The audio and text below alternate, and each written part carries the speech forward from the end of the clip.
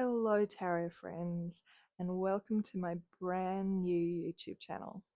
I've never made a YouTube video before this. I've never had a YouTube channel before, but I decided to do this because there is a tarot project that I have been wanting to do for about 10 years now. And I'm really excited to tell you about that project today. I'll be doing that project here on this channel in a way that I hope that if you would like to, you can join in with. And the purpose of the project is for me to deepen my understanding and relationship with the tarot. And I hope that for those of you who do follow along, that it will help you to deepen your understanding of and relationship with the tarot as well. Now, first of all, I just want to um, give a little heads up that my setup here, I didn't realize until I started filming that whenever I touch the table, it shakes a little bit. So please do forgive me if there is a bit of motion in this video. I will, and maybe in my first few videos until I can figure out a different filming setup. But one of the principles that I'm using as I'm doing this project is that I need to learn. You can see by how I'm clenching my fist that this is a difficult lesson for me. I need to learn to do things imperfectly. So I am going to accept the fact that um, my camera might shake a little bit for this video, that it's not going to be perfect. Um, but I am going to start anyway, because that's kind of a big lesson that I'm needing to learn. Well, it's probably a lifelong learning journey for me, to be honest, as a long-term recovering perfectionist. So please bear with me as my table shakes a bit, and for any other imperfections in this video today. So I'm so excited to tell you about this project, but first I want to tell you a little bit about myself so you know who it is that's pitching this idea to you. I am an autistic adult and I also have ADHD, and one of my lifelong special interests, at least for my adult life, has been tarot. It wasn't something that I would have been allowed to use before I became an adult, but once I started being able to make my own life choices, tarot became something that I was really fascinated by and interested in. And as a result, and this is one of the things that I think might be a little bit unique about my channel. As a result, I have been collecting tarot decks for almost 30 years. So I graduated high school in 1995, showing my age. I got my first tarot deck quite soon after that. We're now in 2025. So within the next year, maybe 2 years, will be the 30th anniversary of me getting my first tarot deck. But even though I have been using and collecting tarot for nearly 30 years, I still consider myself a beginner. I still, when I read for myself, rely heavily on the guidebooks of each deck that I'm using. And there are certain cards where I can kind of pull the meanings out of my memory and out of my intuition. But there's a lot where I have to look up. Hang on, what's this one again? I can't really remember what this means, or what might this mean in this context, and things like that. And that's something that I wanted to change for a really long time. I've wanted to become a reader where I can look at the cards and I can do a complete reading, one that feels thorough, one that feels congruent, one that feels aligned with my values, without necessarily having to consult the guidebook. Doesn't mean I'll never consult a guidebook, because I think that it's interesting sometimes to see what different authors and different deck creators have said about the particular cards that they've created. But I want to have that foundational understanding of, when I see a card, having an intellectual framework for what that card means, which then for me, because I'm quite an analytical person, but also an intuitive person, the analytical intellectual understanding then becomes the key to my intuition in reading the spread or reading that particular card. And that's what I'm hoping to achieve with this project. And I'm hoping that if you want to come along on this project with me, that you might be able to develop that as well in your own tarot practice and your own relationship with the cards. Now, as well as being neurodivergent, I'm also queer, and I live with chronic illness and a mild physical disability that fluctuates. So sometimes I need to use a mobility aid. Most of the time, I would consider myself fairly able-bodied, but the chronic illness is something that I have to manage day by day and manage my capacity really, really carefully. So, as you might imagine, being a neurodivergent queer person who has some complex body factors that I have to navigate day to day in my life, that's given me certain perspectives on things like justice and equity, which inform my tarot practice. And I want to be really upfront that the way that I will approach this will be quite social justice focused. Now, I also want to be clear about my areas of privilege that I'm coming to this project and this work with, because they do affect what I can see and what I can't see, and things that you might be able to see that I can't see in the cards that we'll be looking at in this project, and in the implications of the concepts that are captured in the cards. So I am a white person living on colonized lands and benefiting from the fact that these lands have been colonized. I am also a person of middle class privilege, both in my upbringing and in most of my adult life. I'm someone who has been able to access education combined with having a specific kind of intelligence that responded well to the way that education was delivered. Not only was I able to access education, but it was education that worked well with my particular way that my brain works and my learning works. And so as I come into this project and this practice, I want to acknowledge that the fact that I can do this project, that I have the resources available to me to film this project, to put it on the internet, to connect with others over this project, um, they do, they are deeply connected to the areas of privilege that I have in my life. And I am both grateful for those, and I try to cultivate an awareness of how those privileges might be both limiting my perspective and also might not be available to others. So I'll do my best to do that through this whole project. I'm also a mental health professional in my day job. And it's important that I keep a segregation between my professional identity and this project, because I don't want tarot to be connected with that part of my life for various reasons. That's why I'm wearing these weird, um, slightly ratty, stripy fingerless gloves, is to cover any identifying marks that might be on my hands. I think I'll try and find some nicer gloves though, because these aren't the most pleasant ones for you to look at for the entire project that's ahead. I am a knitter as well. That's one of my other lifelong special interests. So I might knit myself some gauntlets or something that might work a bit better than these. But back to being a mental health professional, that has two implications for this project. One is that I need to remain anonymous, which is why I'll only be filming top down. I'm not going to be showing my face, and I won't be telling you my real name either.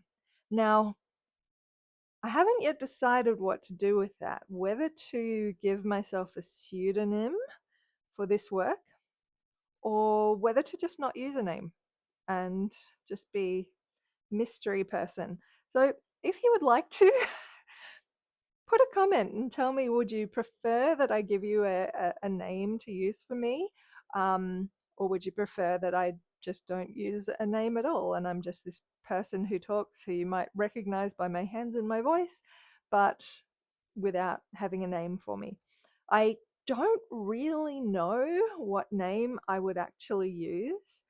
I'm tempted to use Temperance, because the Temperance card is kind of my learning journey this year. And that seems like a nice way to honor it. But I don't feel a strong sense of temperance as a name for me connecting in a way that I do with some other kind of pseudonyms and different names that people might call me by. Do you have an idea for a name that I could use?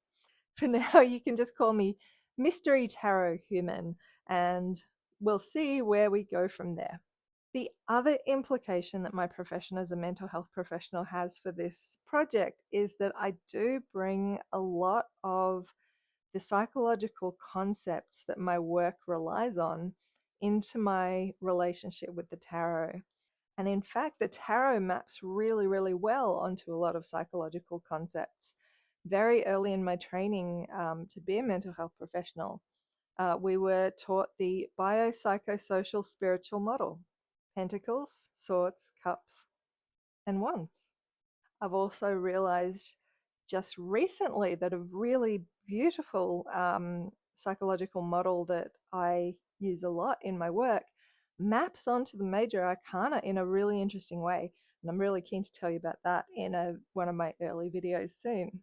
So, a lot of what I'm talking about here will actually overlap quite a lot with my work as a mental health professional. And really, for me, that's what tarot is about. It's about wellness: psychological, emotional, social, and spiritual wellness. And that's not incongruent with my work as a mental health professional, but the method needs to be very separate. But I do think that that perspective as a mental health professional gives me something valuable that I can bring to these conversations about the tarot, about the meanings, about interpretation of the tarot. And I hope that's something that you might find valuable as well. The other thing I wanted to say at the outset of this, and I feel a bit self conscious saying this, but I consider myself to be a tarot agnostic. And what I mean by that is that I don't necessarily think of it as a divination tool. I have a very analytical scientific mind and a very scientific career background. And so there's a big part of me that is really suspicious of what you might call woo woo. So that rational part of me looks at tarot as a reflective tool, is really skeptical of tarot as a divination tool, as something that is giving us messages from something bigger that has access to information from an unknown source.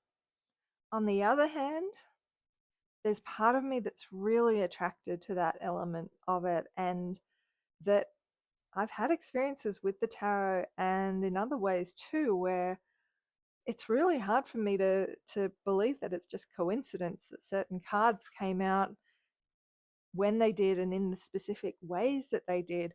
I'll tell you about some of those experiences maybe in the next video when I'm showing you all of my tarot decks.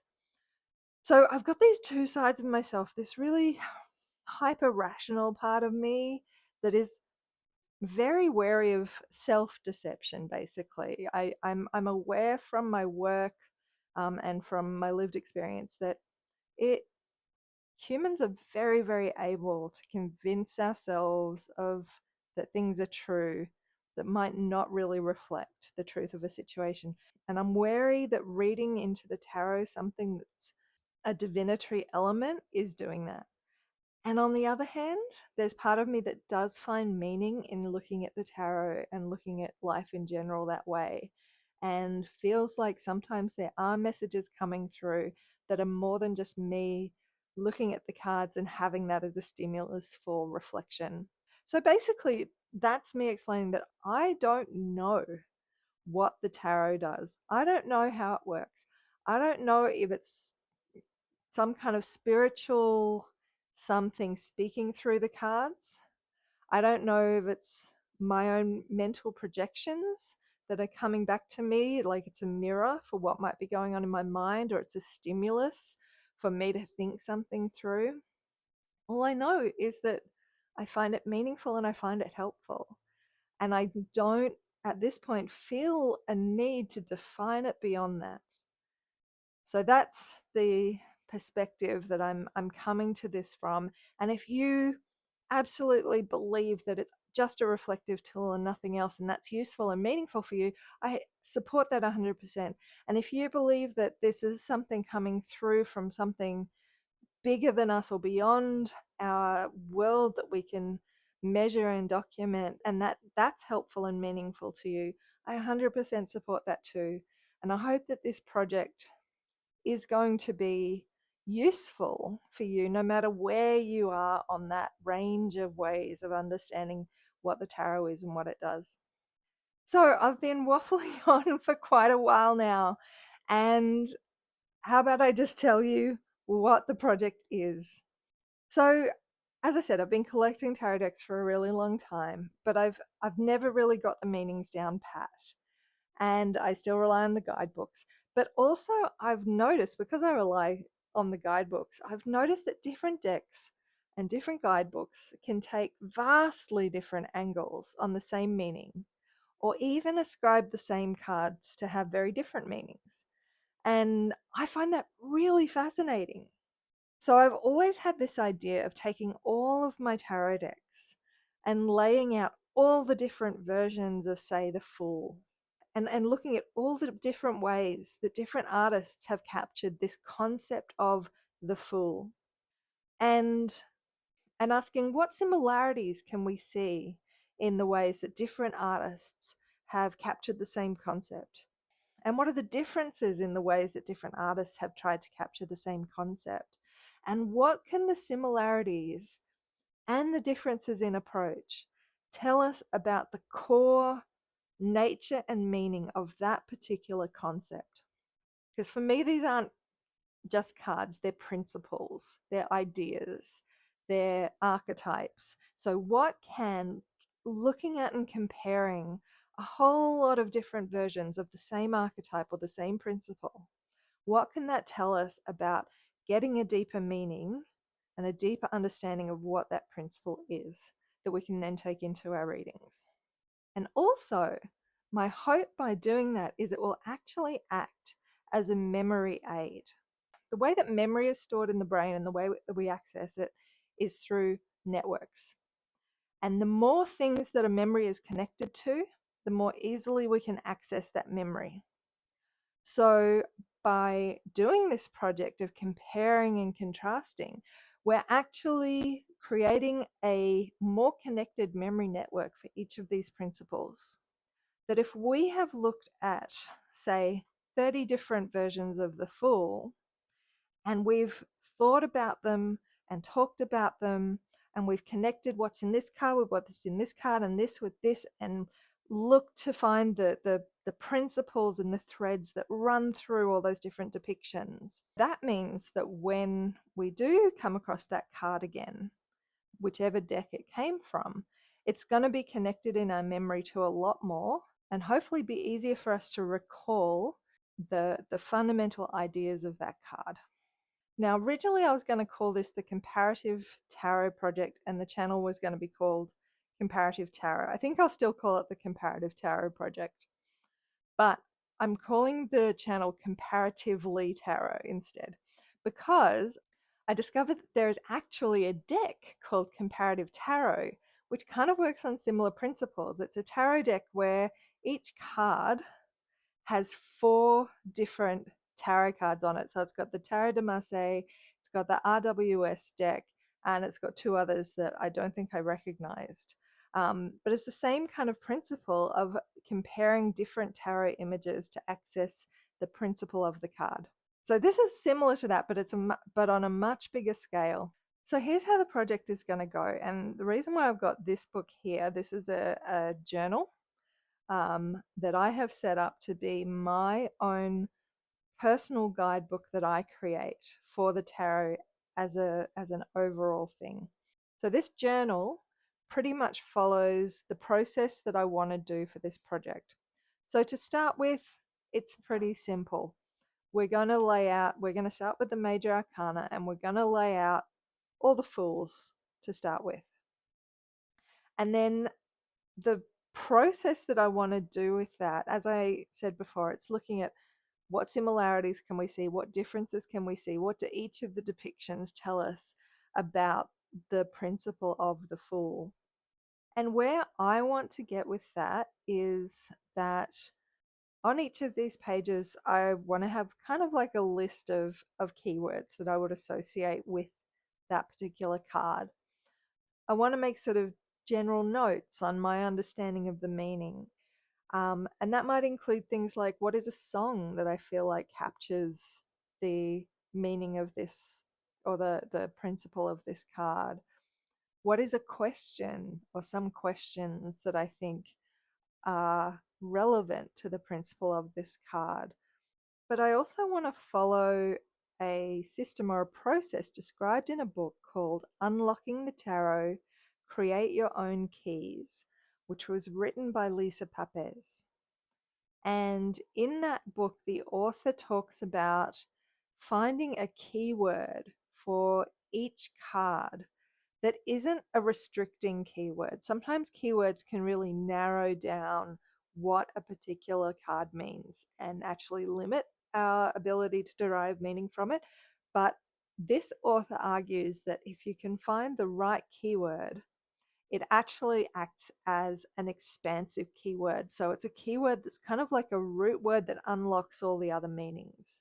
So it's like, what is the common principle behind all the different things that a card could mean? Is there a common root or a common concept or principle or word to all of those things that can be your personal key that then unlocks all the other meanings that you might find in that card? So again, from my psychological perspective, I'm thinking of that as being about memory networks.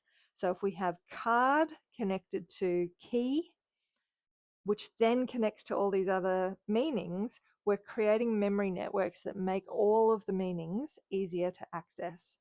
So that's one of the things that I'll be doing with each video, is trying to find my key for each of the cards. And what I'm hoping will happen, if you would like to, is that you'll do the same. So I would love it if you have your own tarot deck, or if you have a number of tarot decks, which are likely not going to be the exact same tarot decks that I have. There might be some overlap. But I would love it if, when we do this process of laying out all the cards and looking at them and discussing them and looking for the themes, if you were to pull out your own cards as well. So if we're doing the Fool, I'll lay out my 30 or so Fools. You can pull out your Fool or your Fools from your decks and follow along in the same way and add that in to what you're taking from the video. And I hope maybe come up with your own keys by the end of each video. And your keys might be different than mine, because what will unlock meanings in each of our minds is very personal, and it depends on what is already in our memory networks and things like that. So that's what the journal will be. So for each page, what I'm looking for is lots of different keywords for all of the meanings that it might connect to, general notes on my understanding of the card, other mnemonics like songs or like questions and things like that that can connect me to the meaning of that card, and finding my particular key to the card. And maybe I'll do some art in here as well. Maybe there'll be some drawings of things that capture the principle of the card for me. And again, that's about creating those memory networks, having as many anchors creatively and cognitively as possible to these reflections, so that when we read, we can have a really, really rich sense of all of the things that we can bring into what we're taking from the cards in our readings. So this is the first bit of the project, is just going through the major arcana and doing that. So if I flip through here, so the World, that's the end of the major arcana. I'm assuming that if you're watching this, that you have a basic understanding of the structure of the tarot. If you don't, there's lots of great resources. So I would recommend looking up the structure of the tarot, including understanding what the major arcana means, what the minor arcana means, what each of the suits are and what they mean, and also probably a basic understanding of the numbering system of the tarot and the court cards as well, and getting a little bit of an understanding of what 1, 2, 3, and so on means. I actually don't have a very clear understanding of the numbers, but I'm hoping that that is something I will develop as part of this process, and I'll show you that in just a moment. So we get up to the world in the major arcana. That's going to be our first section of the project. Now, next, we're going to do the suits. Now, these are going to be probably bigger, longer videos when we get to this point. So we're going to lay out like all of the wands from various different decks. Now, I can probably only fit maybe 4 sets of 14. Each of the suits is going to have 14 cards per deck. I can maybe fit 4 of those, like 14, 14, 14, 14 in a frame. So we might have to go through several frames, several grids worth of comparison. But I want to look at things like, what are the colors that we see in different artists' representation of that suit? Are there symbols that run through each suit? And are they the same or different between different artists' representations of the tarot? So again, we're sort of doing the same thing as we did with the major arcana, where we just laid out single cards, but instead we're doing that with the entire suit. Now, the only reason why these only have 1 page each rather than a full spread is because there was not quite enough room to do all of them. So I had 3 spreads available for this part. That's why there's a blank one. And there's 4 suits. So I had to do it on pages rather than spreads, which means I've got an extra spread available for something. I don't know what that will be yet. Okay, so we're going to do this with the suits. That's probably going to be the longest, biggest videos in the whole process. And then we're going to apply the same thing to each of the numbers and each of the court cards.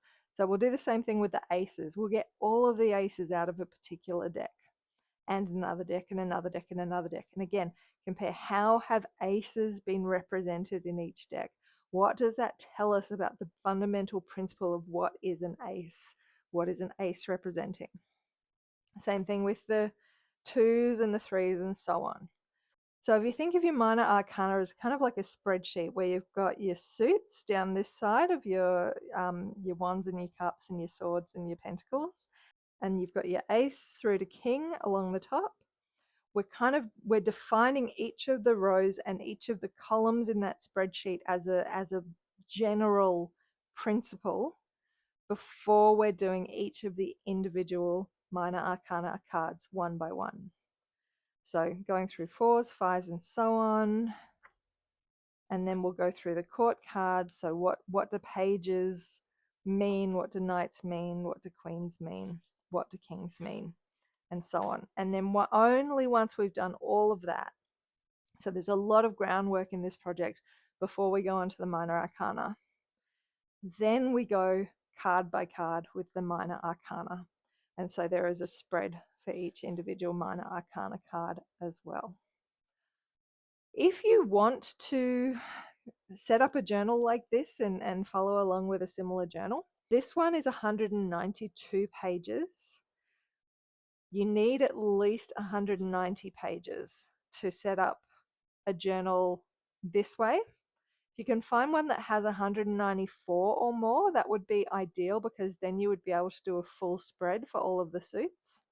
But if you can get 190, you can lay out all the ones, but you would just be missing the blank spread that I have here. So yeah, at least 190 pages. 192 is even better. 194 or more, it would be ideal.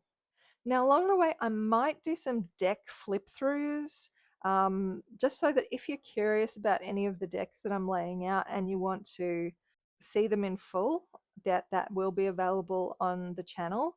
But rather than just doing a straight flip through, because there's a lot of just videos of flipping through one deck at a time, I'll probably be doing that also as a comparative exercise. So for example, maybe I'll do 3 or 4 Art Nouveau decks so that we can compare how have different artists applied Art Nouveau, got actually 2 Art Nouveau decks in frame right now.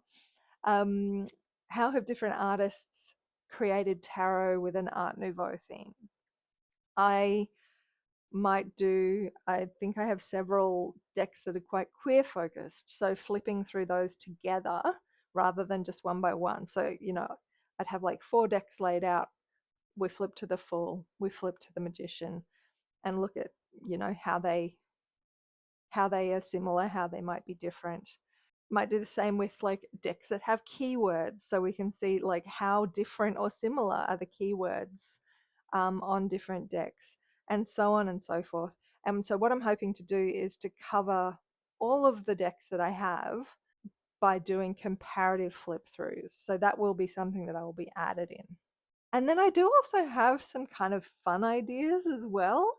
I don't want to tell you too much about them right now, but now and then I might punctuate this very structured project with things that are a little bit of a wild card, but that are also designed to help us to learn the tarot more deeply and connect with the tarot more deeply and create those memory networks and make them more accessible to us, that will allow us to become better tarot readers and more easeful tarot readers who can pull the meaning out of our minds analytically more easily, and as a result, I hope, be able to connect with the intuitional elements of it more easily as well.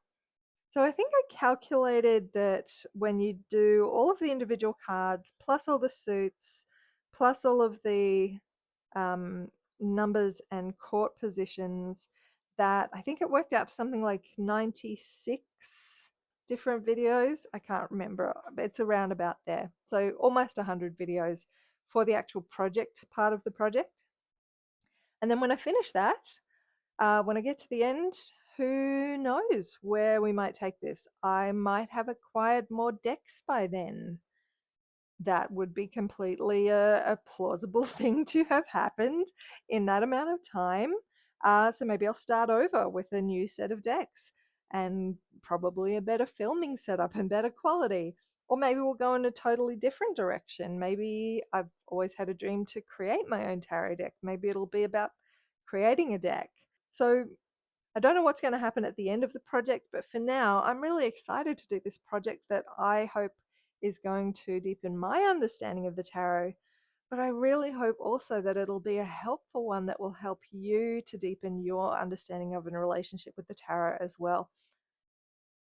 Now, before I finish, I did just want to add in a couple more things. One is to just talk a little bit about some of the books that I'm using to help guide my thinking as I come into this, just to give me a little bit of a framework for what kind of questions do I want to be asking, what details might be in the cards and the pieces of art that I don't want to miss, and what might be notable for its absence as well, because obviously a lot of artists, they're not going to include the things that might traditionally be included in a particular card. So some of the books are, I've got 78 Degrees of Wisdom here, which is absolutely a classic. Now you can see by the color of the pages, I've had this book quite a long time. I bought this quite early on in my tarot special interest, and I've never read it, which is, I'm sure, any of you who have ADHD are very familiar with the buying books and really wanting to read them and never getting around to it. But I do now also have it on audiobook, which I hope is going to help me get through it. So that's going to be one of the sources that I'm going to be, sorry, this bit's going to shake the camera quite a lot. I'm so sorry. But that's one of the source books. Now there's another one called 78 Acts of Liberation, Tarot to Transform Our World by Lane Smith. As I mentioned before, I'm going to be taking quite a social justice focused lens as much as I'm able to this project. I don't have a paper copy of 78 Acts of Liberation. I have it on audiobook, so I'll try and figure out how to put a picture of it on the screen. But I'm currently listening to that and I'm really enjoying it. So I'm finding that quite valuable. The next one here is Radical Tarot, which is actually by the same author as this deck here, Fifth Spirit Tarot. So I'm guessing that this deck and this book complement each other, but I'm really excited to read this from this perspective, because one of the things that I've always, actually not always, that's a lie, since I've become more aware of these things, which was not the case 30 years ago, um, I'm wary of gender essentialism in the ways that we interpret the tarot.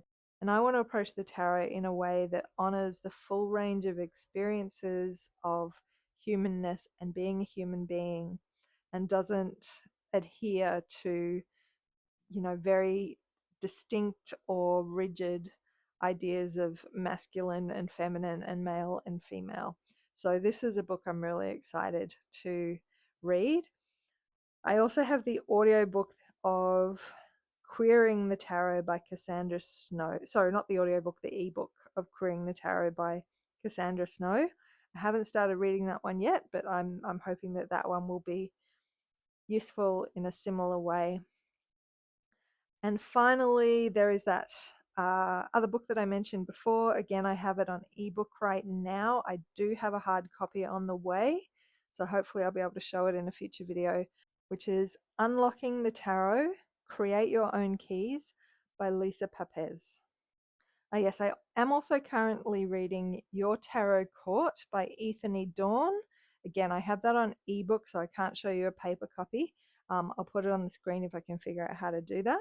I think for a lot of us, the court cards are really some of the hardest to wrap our head around, and that's certainly the case for me. I really appreciate that this is a book on the tarot court that doesn't buy into that sort of gender essentialist approach, or at least it seems not to at this point.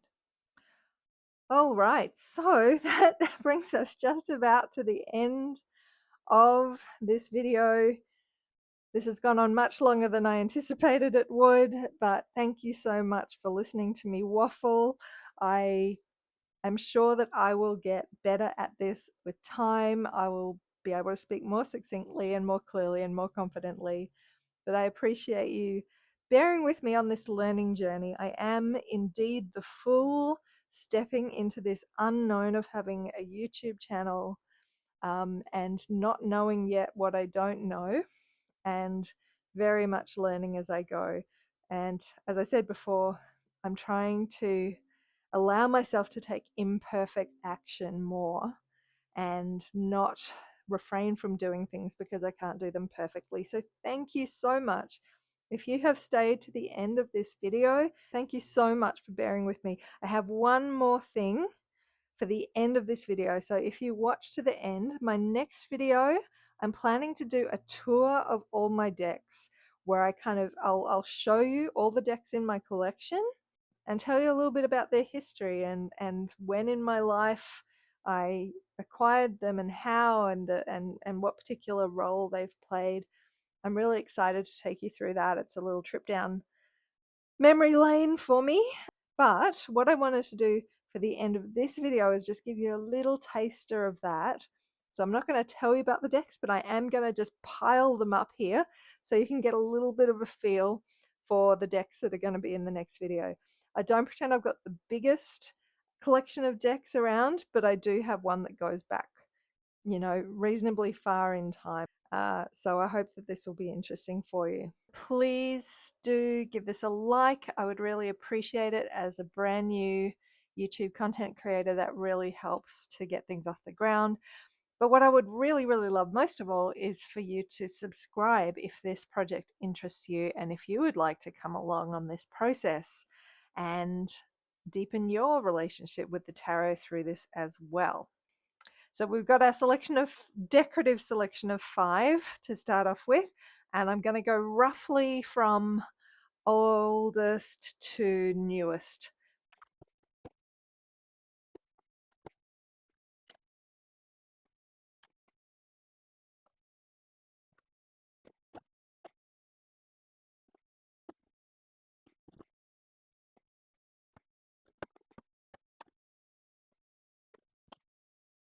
So there you have it. That is a taste of the decks that I will be going through and giving a little bit of an introduction to in the next video, and that I will be using throughout this big tarot project. And if you are interested in that, please do subscribe once again.